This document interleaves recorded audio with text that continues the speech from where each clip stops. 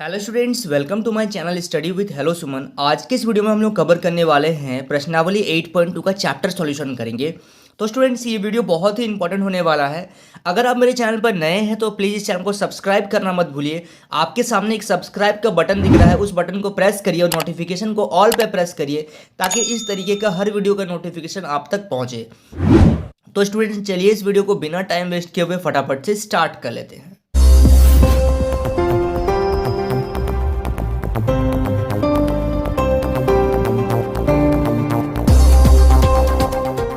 देखिए, प्रश्नावली 8.2 में जो क्वेश्चन नंबर 1 है, इसमें टोटल 3 क्वेश्चन दिए गए हैं। ठीक है, 3 पार्ट में इसको दिए गए हैं, तो बहुत ही ध्यान से देखिएगा। ए बी सी डी एक चतुर्भुज है। देखिए, ए बी सी डी, जैसे जैसे मैं पढ़ूंगा क्वेश्चन को, साथ ही साथ हम लोग डायग्राम को भी देखते हुए चलेंगे, जिससे क्या होगा, हम लोग को ज़्यादा समझ में आएगा। तो ए बी सी डी क्या है? एक चतुर्भुज है जिसमें पी क्यू आर और एस जो है क्रमशः भुजा A B B C C D और डी ए के मध्य बिंदु है। यानी कि पी क्यू आर एस जो है वो देखिए, ए बी का मध्य बिंदु पी है, बी सी का मध्य बिंदु क्यू है, सी डी का मध्य बिंदु क्या है? आर है, और डी ए का मध्य बिंदु क्या है? एस है। तो ए सी एक विकर्ण है। यहाँ से बताना है, यहाँ से बताया जा रहा है कि ए सी जो है एक क्या है? विकर्ण है। ठीक है, क्वेश्चन समझ में आ रहा है पूरा। अब हम लोग को दर्शाइए कि पहला नंबर है, एस आर जो है वो पैरेलल है ए सी का। यानी कि एस आर जो है वो पैरेलल है किसका? ए सी का। इस ये जो लाइन है वो इस लाइन का पैरेलल है, या फिर ये जो छोटा सा लाइन है वो इस लाइन का क्या है? आधा है। ये हम लोगों को पहला नंबर क्वेश्चन में दिखाना है। तो देखिए, सबसे पहला नंबर पहले हम लोग सॉल्व कर लेते हैं, उसके बाद बाकी का क्वेश्चन को हम लोग देखेंगे। तो अगर हम लोग को यहाँ पे बोला जा रहा है कि एस आर जो है वो पैरेलल है ए सी का, और एस आर जो है वो क्या है? बराबर है किसका? बराबर, एस आर जो है वो बराबर होगा हाफ ऑफ ए सी का। यही तो दिया हुआ है ना हम लोगों को, यही हम लोगों को सॉल्व करना है। तो इसमें देखिए, जब ए सी एक विकर्ण है तो हम लोगों का एक त्रिभुज बन रहा है। अभी हम लोग बात करेंगे त्रिभुज ए सी डी में, इस त्रिभुज में हम लोग बात करेंगे। ठीक है, तो त्रिभुज ए सी डी में क्या है? एस जो है, ठीक है, एस जो है वो डी ए का मध्य बिंदु है। एस क्या है? वो डी ए का मध्य बिंदु है, और आर जो है वो डी सी का मध्य बिंदु है। तो सबसे पहले इस त्रिभुज में आपको क्या पता चल रहा है? देखिए ध्यान से, इस त्रिभुज में आपको क्या पता चल रहा है कि एस जो है इसका मध्य बिंदु है, आर इसका मध्य बिंदु है। सबसे पहले इस चीज को लिखिए। तो एस जो है वो भुजा डी ए का मध्य बिंदु है। ठीक है, ये हम लोगों को क्या है? दिया हुआ है, मध्य बिंदु है, ब्रैकेट में लिखिएगा, दिया है। उसके बाद आर जो है वो भुजा किसका? आर जो है वो किसका है? डीसी का मध्य बिंदु है, डीसी का मध्य बिंदु है। ठीक है, ये भी हम लोगों को क्या है? दिया हुआ है। तो अब देखिए, जब S जो है DA का मध्य बिंदु है, R जो है DC का मध्य बिंदु है, इसका मतलब ये होता है, मध्य बिंदु का क्रमिका आपको मैं थोड़ा सा यहाँ पे दिखा दे रहा हूँ। मध्य बिंदु का क्रमिका क्या होता है? अगर पहले मैं आपको दिखा देता हूँ, फिर आप लोगों को मैं एक्सप्लेन करूँगा। देखिए, यहाँ से मध्य बिंदु का क्रमिका को ध्यान से देखिए। यहाँ पे ये बताया जा रहा है, आप ठीक से इसको पढ़िएगा। अगर कोई भुजा जो है किसी बिंदु का, अगर कोई बिंदु किसी लाइन का, अगर किसी भुजा का मध्य बिंदु है, और वो क्या हो, तो क्या होगा कि जो लाइन है, यानी कि जैसे हम लोग अभी क्या कर रहे थे, इस पॉइंट का आप लोग देखिएगा, पेज नंबर आपका 178 में दिया गया है, 177 में, ठीक है, 177 में दिया गया है। इसको आप लोग एक्सप्लेन करिएगा, यहीं से अब ये क्वेश्चन का सॉल्यूशन मैं आपको बताऊंगा। तो ये क्या बोल रहा, देखिए, वो जो मध्य बिंदु का क्रमिका है, अगर कोई पॉइंट है ना किसी लाइन का, यानी कि भुजा का मध्य बिंदु होता है, और ये भी किसी मध्य बिंदु का क्या होता है? किसी भुजा का मध्य बिंदु होता है, तो इसका मतलब ये है कि ये जो लाइन है एस आर वो पैरेलल होगा इस लाइन का, और ये जो लाइन है वो इस लाइन का क्या होगा? आधा होगा। ठीक है, ये हम लोग ला रहे हैं मध्य बिंदु क्रमिका 8.6 से। तो यहाँ से क्या होगा? अतः एस आर जो होगा वो पैरेलल होगा ए सी का, और एस आर जो होगा वो हाफ होगा किसका? ए सी का। ये इक्वेशन 1 मान लिए। और ये कहाँ से आया हम लोगों का, चूंकि ये आ रहा है हम लोगों का मध्य बिंदु प्रमेय का, मध्य बिंदु प्रमेय, ठीक है, 8.6 से, ठीक है, 8.6 से ये हम लोग ला रहे हैं। तो ये था हम लोग का पहला नंबर क्वेश्चन। अब देखिए सेकंड नंबर क्वेश्चन में क्या बताया जा रहा है। देखिए सेकंड नंबर क्वेश्चन में ये बताया जा रहा है कि पी क्यू जो है वो एस आर के बराबर है। देखिए पी क्यू जो है वो एस आर के बराबर है, ठीक है, ये तो सही बोल रहा है कि ये बराबर है। तो अब हम लोग किस त्रिभुज में बात करेंगे, तो अब हम लोग बात करेंगे ए सी बी, इस त्रिभुज में हम लोग बात कर लेते हैं। तो सबसे पहले त्रिभुज ए सी बी में बहुत ही सिंपल क्वेश्चन है, ठीक है, एक बार देखिएगा आप लोगों को समझ में आ जाएगा। ए सी बी में यहाँ पे क्या है, पी जो है वो ए बी का मध्य बिंदु है और क्यू क्या है, बी सी का मध्य बिंदु है, ये हम लोगों को दिया गया है। तो इसका मतलब क्या है कि पी क्यू जो होगा वो ए सी का पैरेलल होगा और पी क्यू क्या है, ए सी का आधा होगा। ये हम लोग इस प्रमेयिका से समझ रहे हैं, इसको इक्वेशन 2 मान लेंगे। तो सबसे पहले यहाँ तक हम लोग लिख लेते हैं कि पी जो है वो भुजा ए बी का मध्य बिंदु है, ठीक है, ये हम लोगों को क्या है, दिया हुआ है, दिया है। उसके बाद Q जो है वो भुजा किसका, BC का मध्य बिंदु है, ठीक है, ये हम लोगों को दिया हुआ है।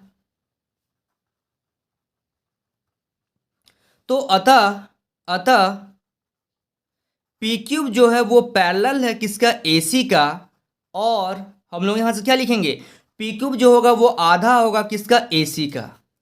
ये आ गया सेकंड नंबर। और ये कहां से आ रहा है, ये आ रहा प्रमेय 8.6 से, ठीक है, यहां तक समझ में आ गया है। अब हम लोग क्या करेंगे, समीकरण 1 और समीकरण 2 को जब सॉल्व करेंगे तो हम लोग का देखिए यहां से क्या आएगा, AC जो है वो पैरेलल है SR का और AC जो है पैरेलल है PQ का। इसका मतलब क्या है कि SR और PQ भी आपस में क्या होंगे, बराबर होंगे या आपस में और पैरेलल भी होंगे। तो समीकरण 3 और समीकरण 4 से हम लोग क्वेश्चन नंबर सेकंड को क्या कर पा रहे हैं, सॉल्व कर पा रहे हैं, ठीक है। तो यहां पे अभी हम लोग लिखेंगे समीकरण 1 और समीकरण 2 से, ठीक है, समीकरण 1 और समीकरण 2 से पी क्यूब जो है वो पैरेलल है एस आर का और पी क्यूब जो है वो बराबर है एस आर का। ये कहाँ से आ रहा है, ये आ रहा है हम लोग का समीकरण 3 और कहाँ से, 4 से। ये समीकरण हम लोग का कहाँ से ले लिया हम लोग, 3 और 4, ये हम लोग का बन गया, ठीक है। ये तो हम लोग 1 और 2 से बात कर रहे हैं, लेकिन ये हम लोग का 3 और ये हम लोग का 4 बन गया। तो अतः पी क्यू आर एस जो है एक समांतर चतुर्भुज है, ठीक है। ये था हम लोगों का सेकंड नंबर क्वेश्चन। अब हम लोग थर्ड नंबर क्वेश्चन को देख लेते हैं। ये तो हम लोगों का सेकंड नंबर क्वेश्चन हो गया। अब जो आपका थर्ड नंबर क्वेश्चन है, थर्ड नंबर क्वेश्चन में क्या बताया जा रहा है, पी क्यू आर एस जो एक समांतर चतुर्भुज है। तो ये भी हम लोगों का प्रूव हो गया, क्योंकि देखिए यहां से कैसे प्रूव हो रहा, समीकरण 1 और 2 से हम लोग इस चीज को भी साबित कर पा रहे हैं। जब पी क्यू जो है वो आर एस के बराबर है, इसका मतलब क्या होगा, ये सारा चीज जो है वो आपस में क्या होगा, आमने सामने समांतर चतुर्भुज ये हो गया, ये भुजा इसके बराबर है, ये भुजा इसके बराबर। तो ये भी चीज हम लोग क्या कर पाए, इसमें प्रूव कर पाए, ठीक है। यहां तक आप लोगों को कोई डाउट नहीं है। चलिए अब हम लोग देख लेते हैं क्वेश्चन नंबर सेकंड। देखिए सेकंड नंबर क्वेश्चन को ध्यान से देखिएगा। ए बी सी डी एक समचतुर्भुज है और पी क्यू आर एस क्रमशः भुजाओं A B B C C D और डी ए के मध्य बिंदु हैं, ठीक है। तो देखिए पी क्यू आर एस जो है, देखिए सबसे पहले तो ए बी सी डी एक क्या है, समचतुर्भुज है, जिसमें पी क्यू आर एस जो है वो क्रमशः भुजा ए बी, ठीक है, बी सी डी के मध्य बिंदु है। देखिए ए बी का मध्य बिंदु पी हो गया, बी सी का क्यू हो गया, सी डी का आर हो गया और डी ए का क्या हो गया, एस हो गया। तो दर्शाइए कि चतुर्भुज पी क्यू आर एस एक आयत है। तो हम लोग को ये दर्शाना है पी क्यूब आर एस जो है एक क्या है, आयत है, ये हम लोगों को दर्शाना है, ठीक है। तो देखिए कैसे इसको सॉल्व करेंगे, ध्यान से देखते हुए चलिएगा। तो त्रिभुज ए बी सी में सबसे पहले हम लोग बात कर लेते हैं त्रिभुज ए बी सी। इस त्रिभुज को हम लोग देख लेते हैं। तो इसमें हम लोग को ये दिख रहा है कि P जो है वो ए बी का मध्य बिंदु है और Q जो है वो बी सी का मध्य बिंदु है। तो इसका मतलब ये हो गया कि पी क्यू जो है वो पैरेलल होगा AC का, और पी क्यूब जो होगा वो आधा होगा इसका। तो पहले यहाँ तक हम लोग कर लेते हैं, क्योंकि पहला नंबर क्वेश्चन से आप तो समझ चुके हैं कि कैसे क्वेश्चन को सॉल्व करेंगे। तो सबसे पहले लिखेंगे P जो है वो भुजा AB का मध्य बिंदु है। ठीक है, ये हम लोगों को दिया है। उसके बाद लिखेंगे Q जो है वो भुजा किसका, BC का मध्य बिंदु है।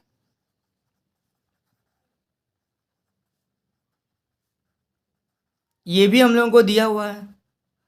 तो अगर P AB का मध्य बिंदु है, Q BC का मध्य बिंदु है, तो इसका मतलब ये होता है, लिखेंगे अतः P क्यूब जो होगा वो पैरेलल होगा किसका, AC का, और P क्यूब जो होगा वो आधा होगा किसका, AC का। ये हो गया पहला नंबर। ये कहाँ से हो रहा है, ये लिखिएगा मध्य बिंदु प्रमेयिका से। ठीक है, प्रमेय से, यानी कि कौन सा था आपका, 6.8 था, नहीं 6.6, देख लीजिएगा एक बार आप लोग, ठीक है ना। हाँ, प्रमेय का 8.6 में दिया हुआ है, बुक में देख लीजिएगा। ठीक है, ये पहला हो गया। अब इसी प्रकार अगर हम लोग करेंगे, इसी प्रकार क्या करेंगे हम लोग, ACD, इसमें अगर बात करेंगे तो कैसे करेंगे, तो इसी प्रकार त्रिभुज ACD में जो S है वो AD का मध्य बिंदु है, और R जो है वो DC का मध्य बिंदु है। ठीक है, तो इसका मतलब क्या होगा, SR जो होगा वो AC का पैरेलल होगा, और SR जो होगा वो आधा होगा किसका, AC का। ठीक है, समझ पा रहे हैं। तो S जो है वो भुजा AD का मध्य बिंदु है। ठीक है, ये हम लोगों को दिया हुआ है। और R जो है वो भुजा CD का मध्य बिंदु है।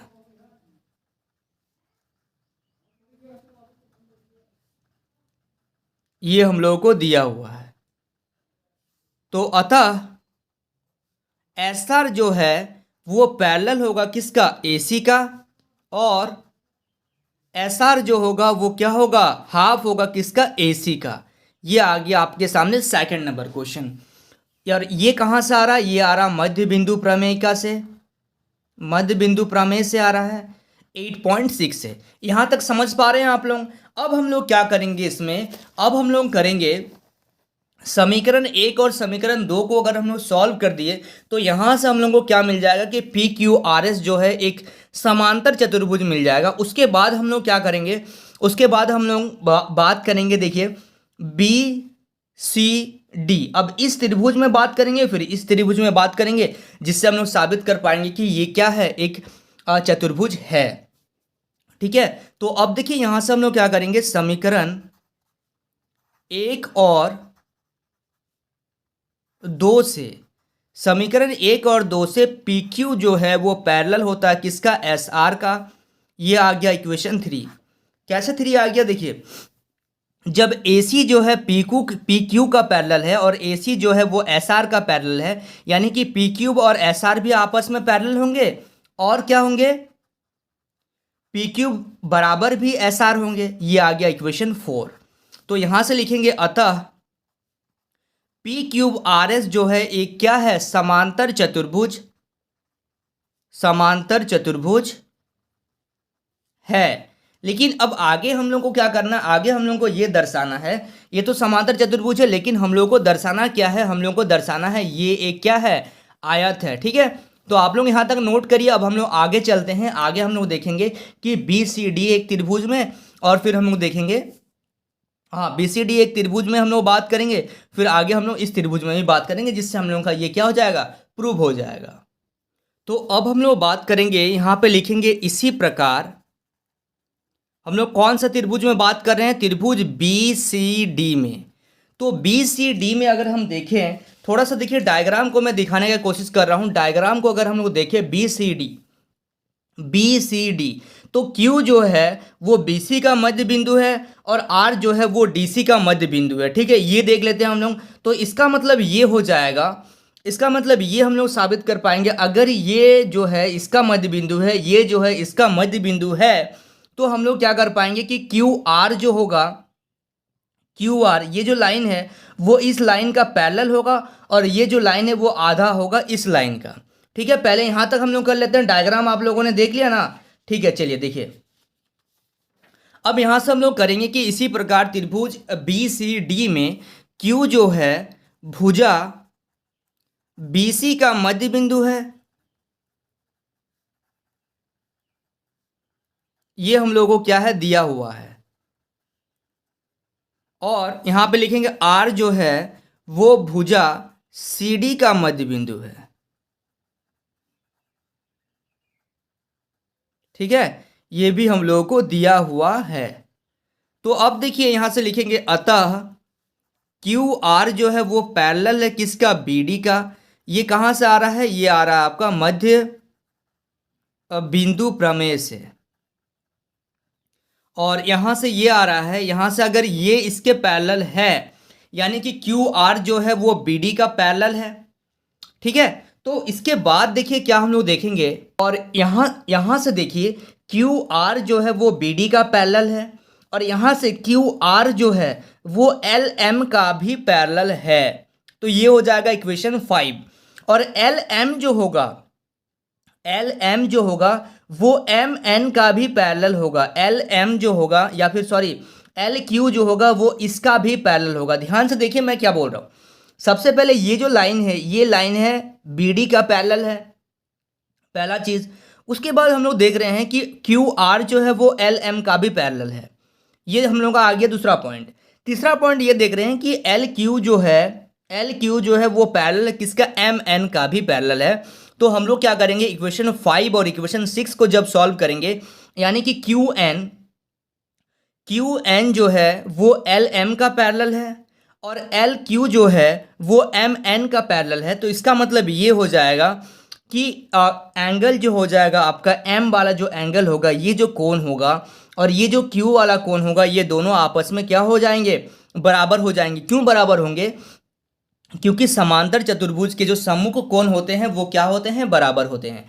तो इस डायग्राम को मैं थोड़ा सा जूम करके आपको मैं दिखा दे रहा हूं। ठीक है, तो हम लोग क्या बात कर रहे थे कि क्यू आर जो है बी डी का पैरेलल है। सबसे पहले ये हम लोगों ने देख लिया। उसके बाद क्यू एन जो है वो पैरेलल है किसका, एल एम का। तो यहाँ पे लिख देंगे हम लोग कि क्यू एन जो है वो पैरेलल है किसका, एल एम का। ये आ गया इक्वेशन 5।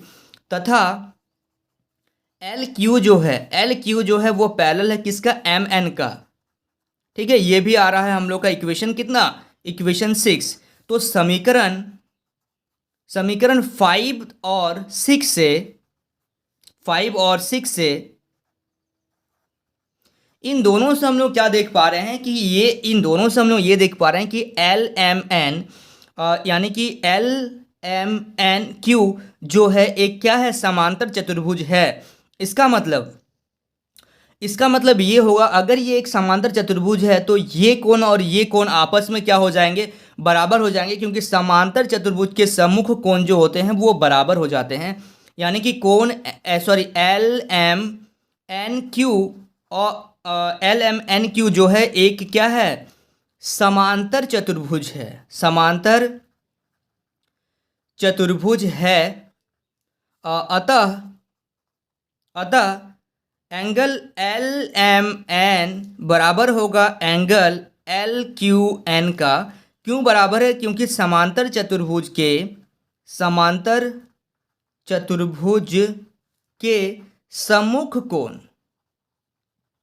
सम्मुख कोण जो होते हैं वो क्या होते हैं, बराबर होते हैं।